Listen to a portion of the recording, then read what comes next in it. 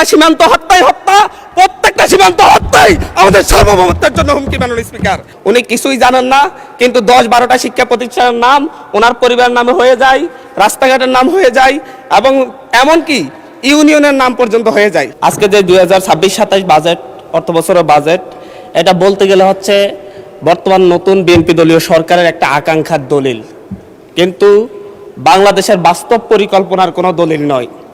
কারণ বাজেটে যে পরিমাণ বাজেট ধরা হয়েছে, সেই লক্ষ্যমাত্রা পূরণ করতে কোনো প্রকারে সরকারের পক্ষে সম্ভব হবে না। সরকার এই জায়গায় রপ্তানি প্রবৃদ্ধি ধরেছে 7.9%, কিন্তু গত বছরও রপ্তানি প্রবৃদ্ধি ছিল 4.4%।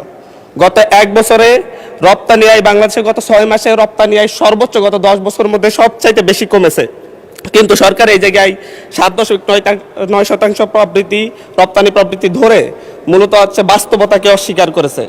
সরকার রাজস্ব আয়ের লক্ষ্যমাত্রা ধরেছে 2025-26 অর্থ বছর লক্ষ্যমাত্রা ধরেছে 6,95,000 কোটি টাকা 26-27 অর্থ বছরে, এবং 25-26 অর্থ বছরে সেই লক্ষ্যমাত্রা ছিল হচ্ছে 5,95,000 টাকা, 5,95,000 কোটি টাকা।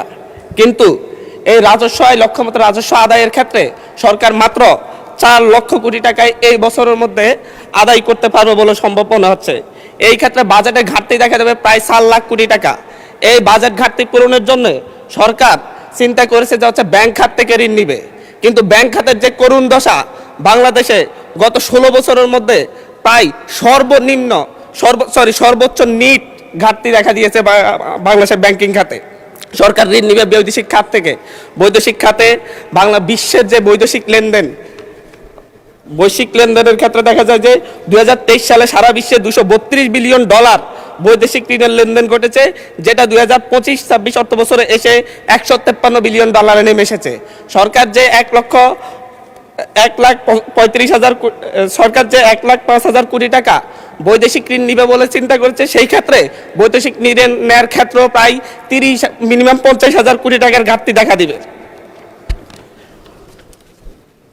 মাননীয় স্পিকার, সরকার করমুক্ত আয় সীমা ধরেছে 3,75,000 কোটি টাকা।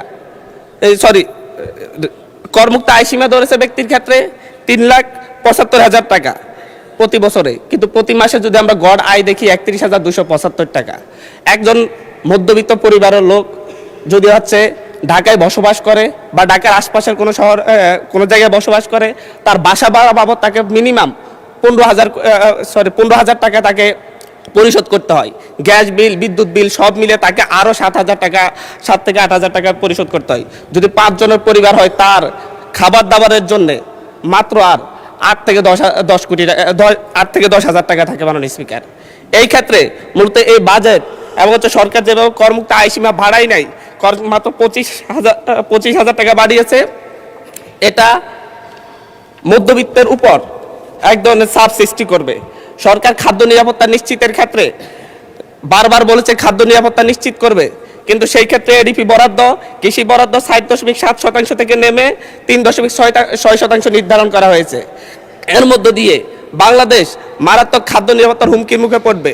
পাশাপাশি হচ্ছে বাংলাদেশের খাদ্য উৎপাদনের পরে যে মধ্যস্বত্বভোগীরা যে পরিমাণ সাদাবাজদের মাধ্যমে এবং মধ্যস্বত্বভোগীদের মাধ্যমে 10 টাকার পণ্য যেভাবে 70 টাকায় রূপান্তরিত হয়, সেটা বন্ধ করার ব্যাপারে, নিয়ন্ত্রণ করার ব্যাপারে সরকারের কোনো পদক্ষেপ আমরা লক্ষ্য করতেছি না। মাননীয় স্পিকার, আমরা আজকে এই 24 পরবর্তী এই সংসদে এসে আমরা একটা খ্যাতির বিড়ম্বনা দেখতে পাচ্ছি। মাননীয় স্পিকার, সর্বশেষ এরকম খ্যাতির বিড়ম্বনা দেখা গিয়েছে এবং শেখ মুজিবুর রহমানের ক্ষেত্রে। যেদিকে তাকিয়েছে, শিক্ষা প্রতিষ্ঠানের নাম বলেন, বিশ্ববিদ্যালয়ের নাম বলেন, রাস্তাঘাটের নাম বলেন, সব শেখ মুজিবুর রহমানের নামে। শেখ মুজিবুর রহমান মৃত ছিলেন, উনি হয়তো জানতেন না ওনার নামে সব জায়গায় এত কিছুর নামকরণ করা হয়েছে, কিন্তু আমাদের এই সংসদে একজন প্রতিমন্ত্রীর সেই খ্যাতির বিড়ম্বনা আমরা দেখতে পাচ্ছি। উনি কিছুই জানেন না, কিন্তু 10-12টা শিক্ষা প্রতিষ্ঠানের নাম ওনার পরিবারের নামে হয়ে যায়, রাস্তাঘাটের নাম হয়ে যায়, এবং এমনকি ইউনিয়নের নাম পর্যন্ত হয়ে যায়। এটা একটা মিরাকল। মাননীয় স্পিকার, আমরা এমন এক মিরাকল সংসদে আছি, যে সংসদ আমরা প্যাসিবাদকে উৎখাত করে আমরা এই সংসদে এসেছি, সকলেই কম বেশি নির্যাতিত হয়েছে, কিন্তু আমরা দেখতে পাচ্ছি যে সীমান্ত হত্যা নিয়ে ভারতের দালালি যেভাবে হচ্ছে, ভারতের দালালি যেভাবে আওয়ামী সরকার করত, ফ্যাসিবাদী সরকার করত, ঠিক একইভাবে আমাদের এই সংসদের বিভিন্ন মন্ত্রীরাও একই ধরনের ভারতীয় ভাষায় কথা বলে। এবং ফ্যাসিবাদী স্বরাষ্ট্রমন্ত্রী যেভাবে বক্তব্য দিতেন, আমাদের স্বরাষ্ট্রমন্ত্রী সে একইভাবে বক্তব্য দিচ্ছেন যে মাননীয় স্পিকার, সকল সীমান্ত হত্যাকে সীমান্ত হত্যা বলা যাবে না।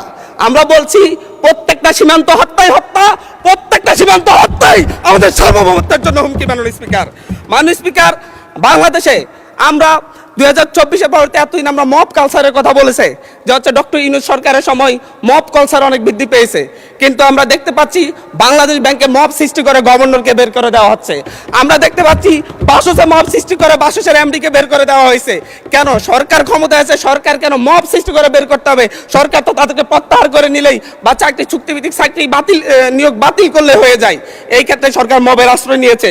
গত 4 মাসে 17 জন শিশুকে ধর্ষণের পর হত্যা করা হয়েছে, 118 জন শিশুকে ধর্ষণ করা হয়েছে। কিন্তু আমরা দেখছি যে এবং সারা বাংলাদেশে এই ধর্ষণের সংখ্যা প্রায় 5 শতাধিক এবং সারা বাংলাদেশে 6 শতাধিক খুনের ঘটনা ঘটেছে।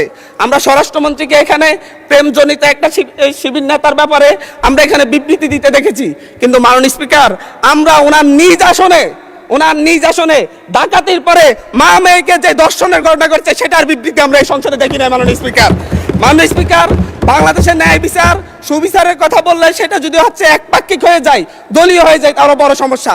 আমি এই সংসদে বলেছিলাম আমার এলাকায় অভিযোগ উঠেছে শাপলাকলিতে ভোট দেওয়ার কারণে বিএনপির লোকজন একজন নারীকে দর্শন করেছে। আজ পর্যন্ত এটার কোনো সরকারি তদন্ত রিপোর্ট নাই। এই ব্যাপারে আমাদের স্বরাষ্ট্রমন্ত্রী এখানে দাঁড়িয়ে কোনো ব্যাখ্যা দিবেন কিনা মাননীয় স্পিকার আমি জানি না।